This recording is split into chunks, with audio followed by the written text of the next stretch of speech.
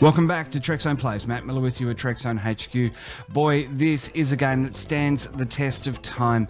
It may be 25 years old, but it is an absolutely brilliant addition to the Star Trek gaming franchise. Now, I am going to be featuring games across science fiction here on Trekzone Plays, but for the moment, concentrating on the Star Trek games I have in my back catalogue. Today we're off to the Cymkoe system to investigate the attack on the Merten's Orbital station. We're also going to be checking in with the Vulcan archaeologist Shanok on Horse 3. It's coming up on this edition of Trekzone Plays, Star Trek The Next Generation, A Final Unity. Retro games with no commentary. This is Trekzone Plays.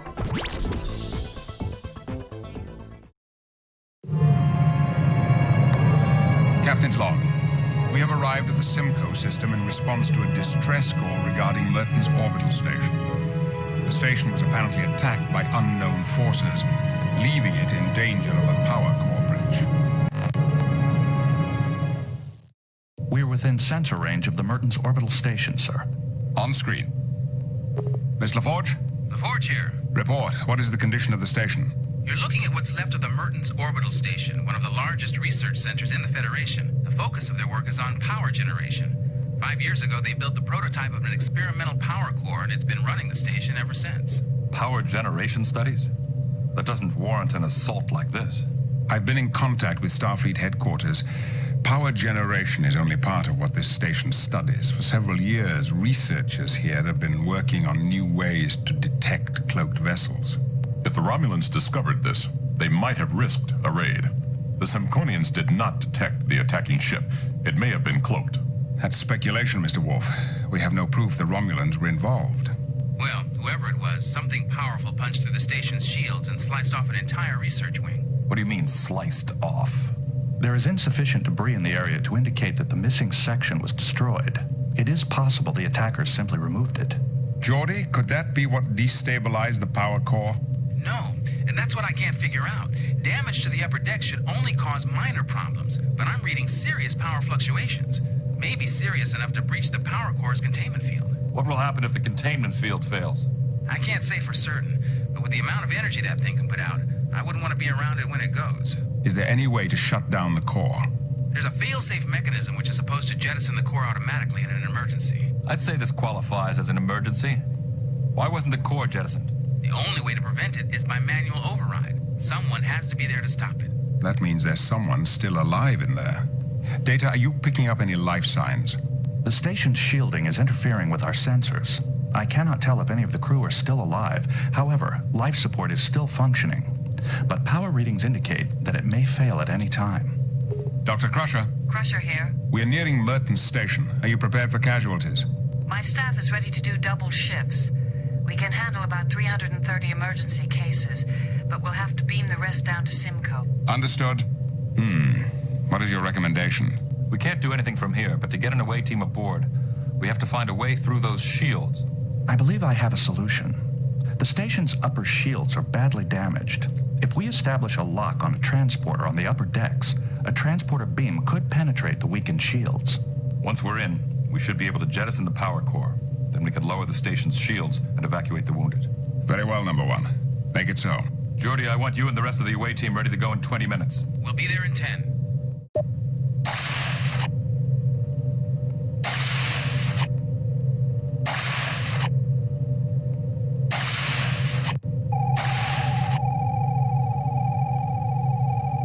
Beam down coordinates selected.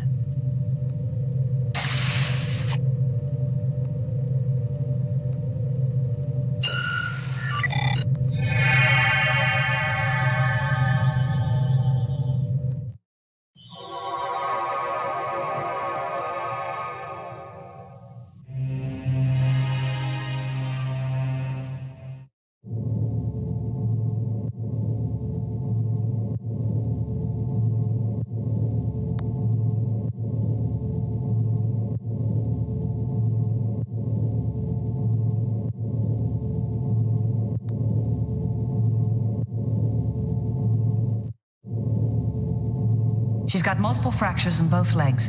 The bones in the lower part of her left leg are shattered. She's in shock and there's some internal bleeding. All things considered, she's very lucky. I can take care of the worst of her injuries here, but I'd like to get her to sickbay. I can't use this with that. It's a data transfer line. The end shows signs of contact with a phased energy beam. This cable's built for handling information, not energy. I'm surprised it didn't just vaporize when it was hit.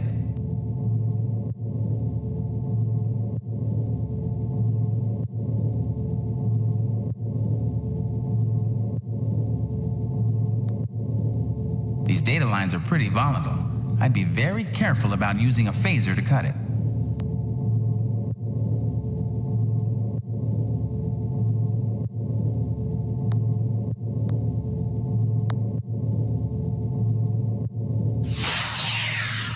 I can't cut any closer without endangering her.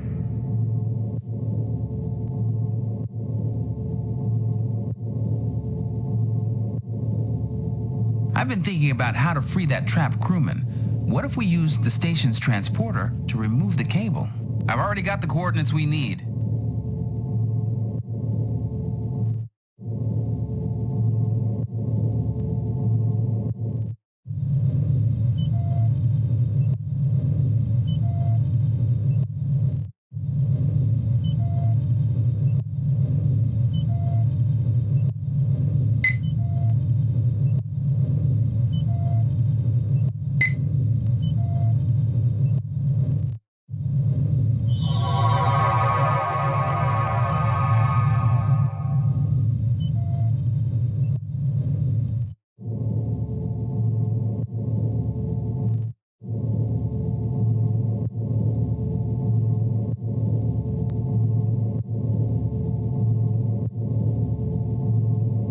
She's got multiple fractures in both legs. The bones in the lower part of her left leg are shattered.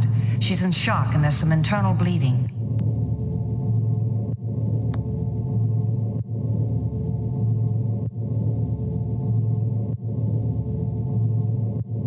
That takes care of the worst of her injuries. She's coming around now.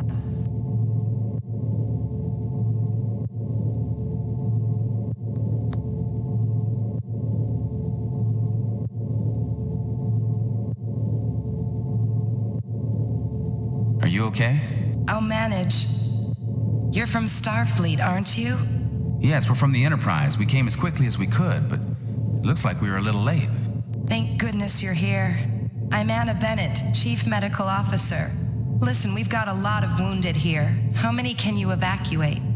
Everybody. But first we have to lower the station's shield so we can lock on. We can't do that until we stabilize or jettison the power core.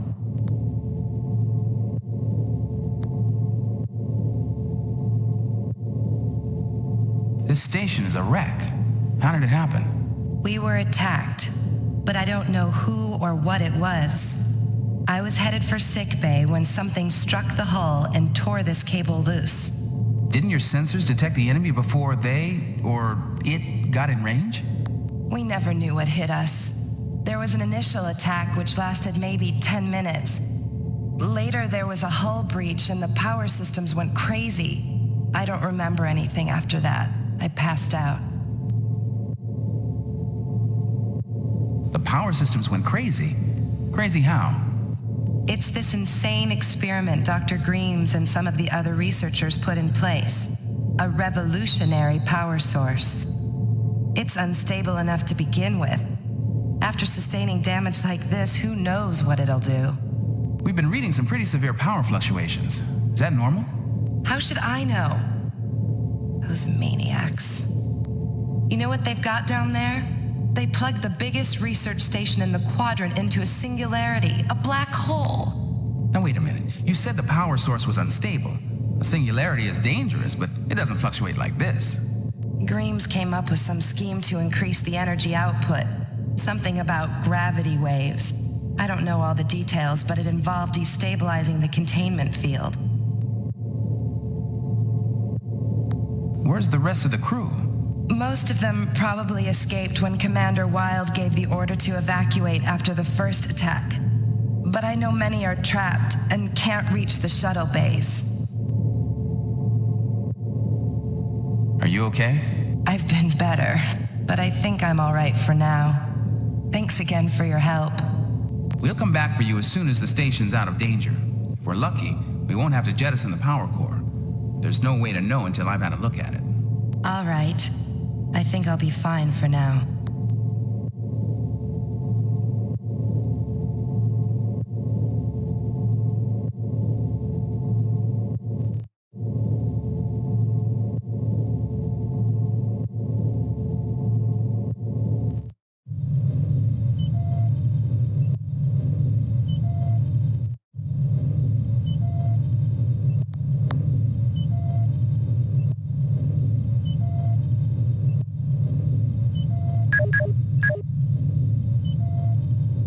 We can't redirect life support power without the access code. Maybe Dr. Bennett knows it.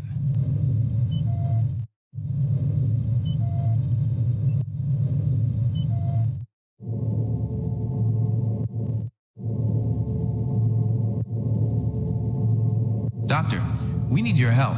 What is it? Well, we don't have the access code we need to switch life support to emergency power. But that should happen automatically. Yes, only if main power has been interrupted. The core is about to breach its containment field, but it's still online. So the emergency system never kicked in. But if there's main power, why shift to emergency power? Main power is fluctuating so badly that it could overload the life support system any time now. I warned them about using an inherently unstable power source. I never thought it would come to this. The code is 334L42. Thank you, Doctor. I think we'll be able to stabilize life support now. Then we'll see what we can do about the power core. You should jettison that thing. If it breaches the containment field, life support will be the least of our problems. We'll come back for you as soon as the station's out of danger. If we're lucky, we won't have to jettison the power core.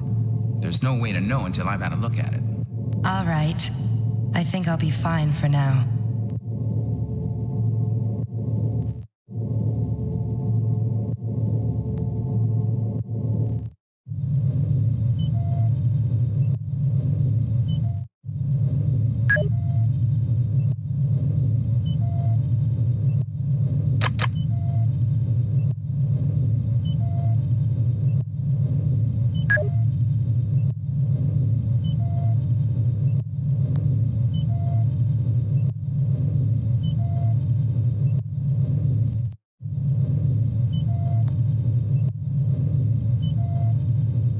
It's dead. Power surges have disabled most of the station's primary systems.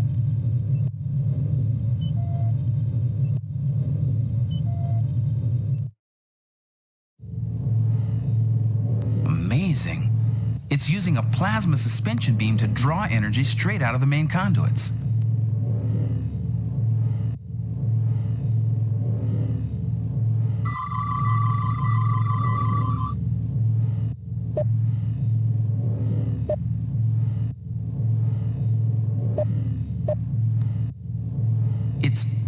Wait a minute. I had readings of neutronium hull and internal energy, but now all I can pick up are natural elements. It's sending false readings to our tricorders. It's like a chameleon. It disguises itself perfectly. If we weren't here to see it, we'd never know it was here. It could probably fool our ship sensors just as easily. This chameleon field seems to take a fraction of a second to adjust to new scanning frequencies. If I set the tricorder to randomly shift frequencies at high speed... There. I'm getting a partial reading now.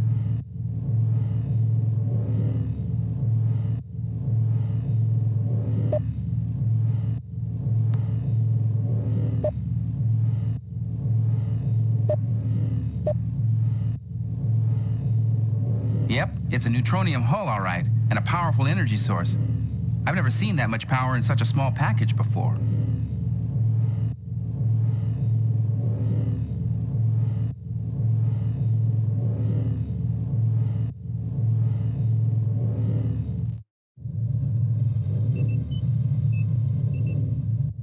It didn't work.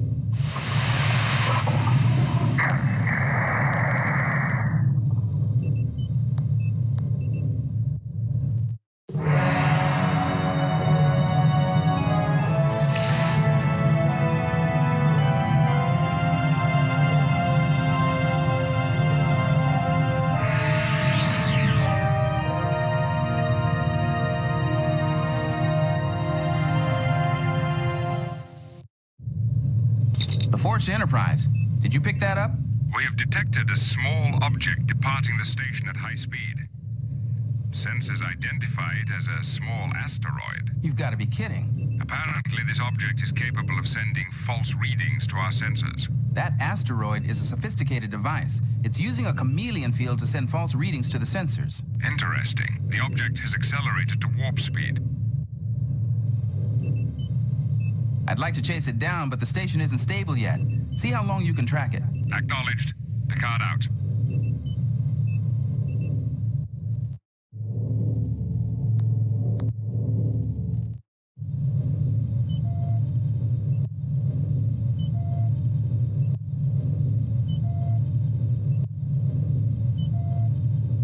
Look at this damage report.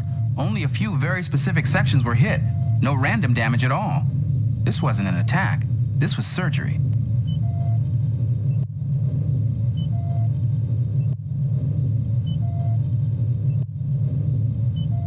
Look at this damage report. Only a few very specific sections were hit. No random damage at all. This wasn't an attack. This was surgery.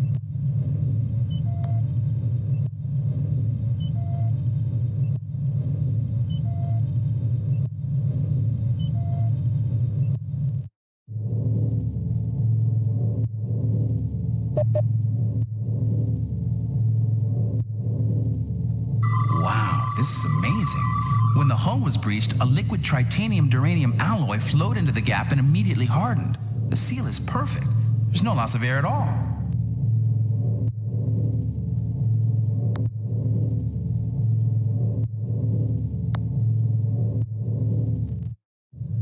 You have an uncanny sense of timing. I beg your pardon? Timing, I said. You have fine timing. The one instant I cannot afford to be distracted, and in barges all of Starfleet.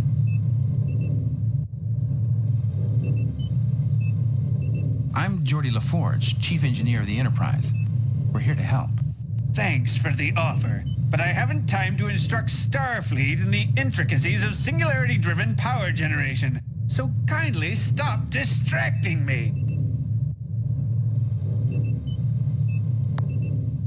There was a large machine of some kind on the power conduit just outside this door. What was it? I can't imagine. There shouldn't be anything attached to the main conduits except where they connect to the distribution net. What did it look like? It was big, about 15 meters long. It had some kind of neutronium alloy shell and was very well armed. Neutronium? Armed? We have nothing like that here. It must have been left by the ship that attacked us. Where is it now? It just cut a hole in the hull and left. I'll bet that's how it came in, too. Well, that explains the damage to the conduits and the energy fluctuations. I wonder what it was doing.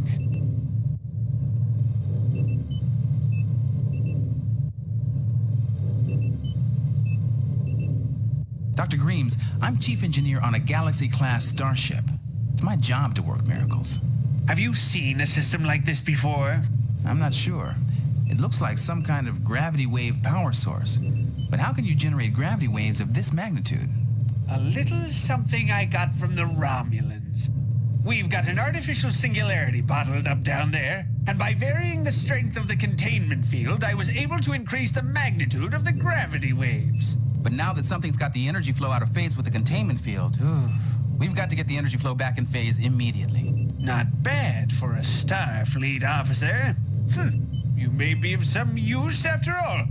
You see, the only reason the field's held up this long is because I've been here manually compensating for the fluctuations. Sounds like you could use an extra pair of hands. Listen, I'll handle the conduit. You maintain the containment field. I'll keep the containment field up as long as I can. I see you already have a phase inverter and a wave reduction converter. Good. You'll need them. A phase inverter? But that'll just make the fluctuations reverse. Unless... if we use the wave reduction converter to dampen them, the reversal will actually work in our favor. Smarter than you look. Install the phase inverter coupling in the damaged area. Then use the wave reduction converter to bring the fluctuations down. If I can keep the containment field up, we should make it. I'm on my way.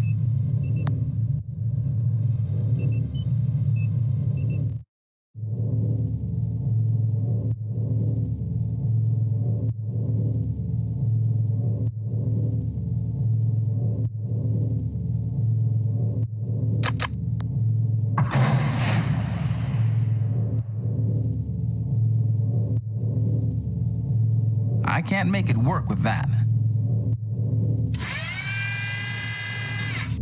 Enterprise. Picard here. We've stabilized the power core. The outer shields should be lowered now. Confirmed. We'll start evacuating the wounded immediately. Great. That means we're done here. Beam us up. Acknowledged.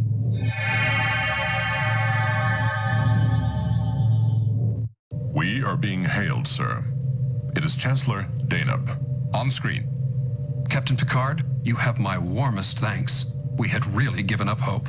We're pleased to have been able to help. Have you recovered all the pods yet? My staff tells me all the evacuees are safe and sound. And my compliments to your medical staff. Our surgeons were quite impressed with Dr. Crusher's handiwork. I'll pass that along. The last of the injured personnel should be beamed down within the hour. I think we can handle it from here. By the way, Dr. Greaves personally extends his gratitude. He felt he owed you and your crew an apology. Tell him we accept his apology. Picard out. What are your orders, Captain? Set course for the Ruinor sector and resume our patrol along the neutral zone. Yes, sir. Engage.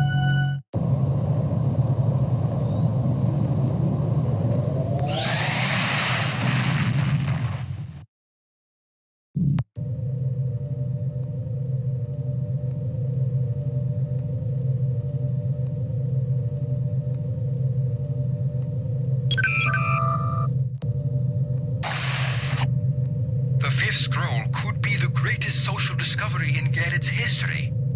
Even if you don't agree with Lucana's goals, I urge you to talk to Shinnok and help us find the scroll for science's sake. I have decided to visit Shinnok and see whether he can help you regarding the fifth scroll. Thank you for agreeing to visit Shinnok, Captain. The fifth scroll could be the greatest social discovery in Garrett's history. Understood. We will be underway at once. I will let you know when we arrive. Mr. Worf, inform Starfleet that we will be assisting the Garidians in their search. Aye, sir. Computer, what are the current whereabouts of the Vulcan archaeologist Shinnok? According to Federation Archaeological Survey records, Shinnok is currently excavating ruins on the planet Horst 3. Set course for Horst 3, Warp 5. Aye, sir. Engage.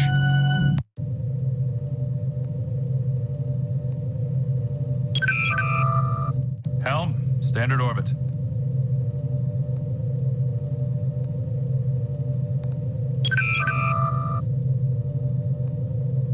Greetings, Shinnok. I'm Captain Jean-Luc Picard. Captain, how may I assist you? What brings an archaeologist of your stature to such a remote planet? I am excavating the ruins of a Chodak outpost. The Federation Archaeological Survey is sponsoring my work. Who are the Chodak? An ancient race. At their peak, the Chodak occupied most of what is now the Romulan Empire. But I thought all known Chodak ruins were on the other side of the neutral zone. This is the first Chodak site found in Federation space. It was my good fortune to discover it. What have you found so far? A great deal, actually. I have uncovered evidence of an extensive administrative system, as well as examples of Chodak computer technology quite similar to our own isolinear rods. Intriguing. Such devices would be among the oldest known examples of isolinear technology in the galaxy. I hope to confirm that fact. I sent several rods to the Merten's Orbital station for testing.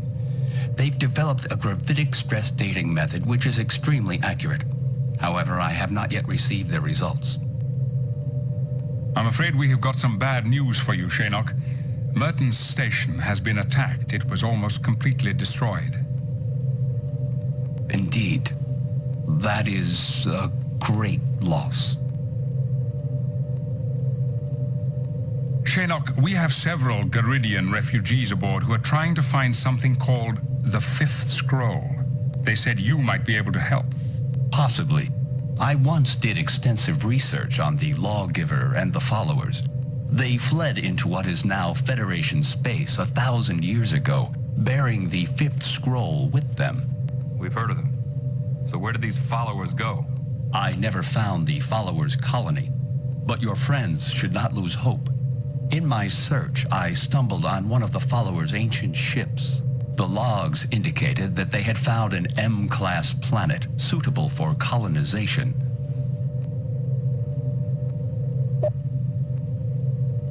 I'd be most eager to examine the site myself. I can beam down immediately. Captain, I'm aware of your reputation as an archaeologist, but I cannot permit any visitors. The excavation is far too delicate.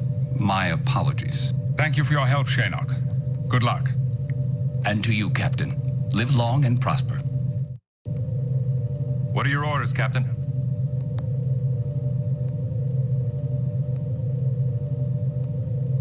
I should like to consider the situation a bit further.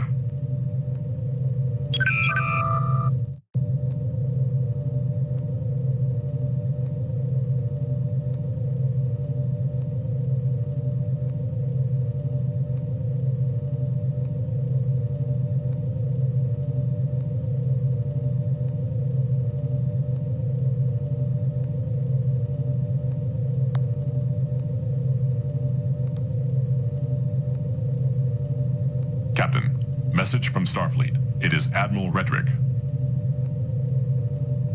On screen. Greetings, Admiral. What can we do for you? Jean-Luc, good to see you again. I have a little favor to ask. Would you be interested in finding a little lost lamb for me? A lamb? A figure of speech. I have a friend stationed on Morasia, an exobiologist. I haven't heard from her in quite a while. I'm getting a little worried. I'd like you to check into it if you can. Who exactly is this lost lamb? Her name is Dr. V. Hunforsch. She was on Morasia cataloging local species for the Federation Zoological Database, but no one's seen her for days. Have the local authorities investigated the matter? Constable Lixie, who runs the preserve, thinks V went on a field trip and that there's nothing to worry about. To humor me, she said I should send a team to investigate. Admiral, do you have any reason to suspect foul play? The truth? V is headstrong. She might be chasing butterflies. But I think there's more to it than that. And Jean-Luc.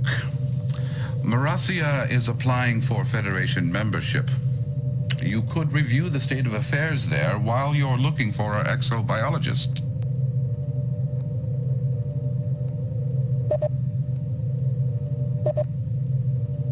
Very well. As soon as we receive your report, we'll get underway. I'll transmit it immediately. Oh, and Jean-Luc, the Morasians have a strict matriarchal society. Males are usually treated as servants at best. Don't take it personally. Understood, sir. Good luck. Redrick out. Laying a course for Morasia, Warp 5. Yes, sir. Engage.